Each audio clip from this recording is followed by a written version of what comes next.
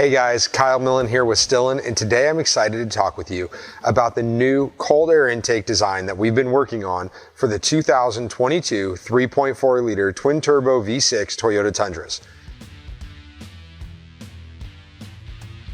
This has been an exciting platform for us to work on. We actually started back in July of 2022 when we bought this truck behind me, and we've been using it to develop our TRUControl Inline Power Module, our Cat-Back Exhaust System, a few other parts that we're not quite ready to talk about yet. We are ready to start a series of videos talking about all of the development and engineering that has gone into the new TruPower by STILLEN Cold Air Intake System. We're especially proud of the design of this intake because it's unlike anything else on the market. Most other intakes on the market use a traditional air box using the OEM intake and or a secondary intake port. What we've done is gone with a true cold air system, which I'm going to get to later on in the video. To start with, let's talk a little bit about cold air intakes on turbocharged or forced induction vehicles. Something that's commonly misunderstood about turbocharged vehicles is a lot of people say you don't need a cold air intake for a turbocharged vehicle because your intercooler is going to reduce that intake air temperature. That's not exactly correct. So the way that a turbocharged vehicle works is that turbocharger is working to take that atmospheric pressure, whatever it may be, if you're at sea level around 14 psi, and it's going to be compressing those air molecules down to increase the boost pressure going into the engine. Now the great thing about that is that gives you a good dense air charge, getting as much oxygen molecules into the engine as you could possibly get. One of the downsides of a turbo is that the compression process superheats that air intake, so the discharge temperatures coming out of the turbo are very, very high. That is where an intercooler comes in and reduces that intake air temperature before it goes into the engine. However, what we want to do is we want to provide those turbos with the coldest, freshest possible air that we can before that compression process occurs. So what happens when you're talking about cold air versus warm air, or basically ambient air temperatures? Well, ambient air is the temperature of the air that's around you. So if it's 85 degrees, that's going to be your ambient air temperature. Best case scenario, your engine is going to see 85 degrees on a naturally aspirated vehicle. However, on a forced induction vehicle, turbos or superchargers, that air gets superheated during the compression process. So that 85 degree ambient air temperature is now going to be 120, 130 or more when it comes to the actual output discharge temperature from that turbo. So then that air goes across the face of the intercooler, and the intercooler is going to work to bring that temperature back down to as close to ambient as possible. The reality is you're never going to get back down to ambient when it comes down to a forced induction vehicle. That intercooler is designed to pull as much heat out of that system as it possibly can, but it has no way of setting that temperature to a specific temperature point. It's just going to do its best to bring that temperature down. Just like your turbo has no way of setting the discharge temperature. It's going to put out whatever it puts out. Could be 120, 130 or more depending on if you're really pushing the truck. So take, for example, if you're towing with the vehicle and you're going up a high grade, or you got a heavy load behind you and you're in the throttle for a long period of time, the longer you're in the throttle, the more heat you're going to build up. The more heat you build up, the more heat you're putting into your intercooler, the less efficient your intercooler can be. So it all starts out at our cold air intake. We want to get the coldest possible air intake that we can get, so that way the outlet temperature remains as low as it can be as well. So now that we understand how a cold air intake system can benefit a turbocharged vehicle, let's get into the details of the Toyota Tundra. So on this truck, it actually comes with a dual intake setup. Just simply looking at that, you might say, great, I got two intakes, I'm going to have sufficient airflow coming into my engine. Yes and no. What we like to say is that our job here at STILLEN is to get rid of the compromise that comes from the factory. Whether we're looking at the handling characteristics and improving the sway bars, or we're looking at the sound and improving the exhaust note, or we're looking at an air intake and making that engine breathe better, we're looking at all the ways that the factory had to compromise and what we can do to eliminate those compromises.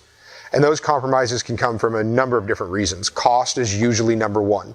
They're trying to do things as inexpensive as they possibly can. Also, speed in which they can do the installation on the assembly line. Again, they're trying to get through that assembly as fast as they possibly can. So there's different ways that we can look at what they've done and we can also analyze it and say, okay, well, how can we do this better by getting rid of some of those compromises? So the very first thing we did after buying this truck is immediately put it up on the dyno.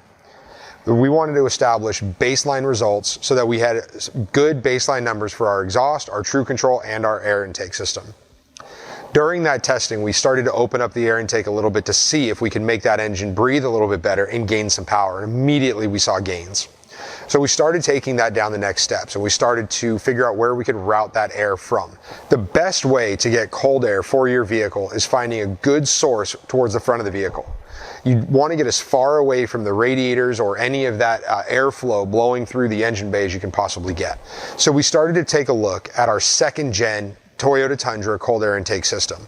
We developed that to fit the 2014 to 2021 Toyota Tundra, and it's been a phenomenal intake for us ever since. So what we started to do is we started to take a look and see where we could draw air from. So right away we noticed that Toyota uses these panels to guide air into the radiator and AC condenser. We started taking a look behind those to see if there was a way that we could route air into the airbox, and immediately we saw that we could fit a small silicone hose through the core support up into the airbox. So we designed a quick 3D printed part. You can see that we used a flexible material for that and a 3D printed airbox. For this design, we used an 1 3/8" inlet, and we immediately saw good power gains, so we knew we were on the right path.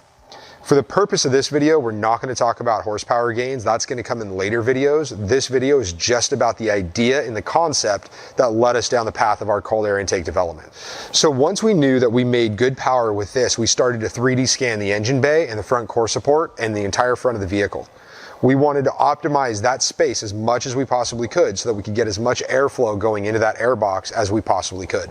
So with that data, we were able to go back and design these 2-inch inlets. So our initial testing went from factory stock with just the OEM air inlet to an 1 3/8" air inlet in addition to the factory inlet.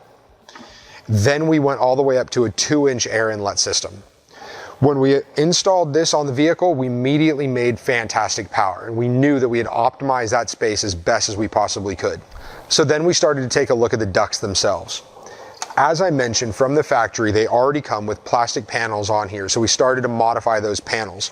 This is actually the OEM panel here, and we've bonded in some stainless steel tube and some fiberglass paneling here just to try and get an initial shape. We're going to then transfer this into polyurethane molds in the future, which we manufacture here in-house. So once we started doing this testing and we knew we could get 2-inch airflow going from the front of the vehicle in through the intake tract, we knew we were onto something.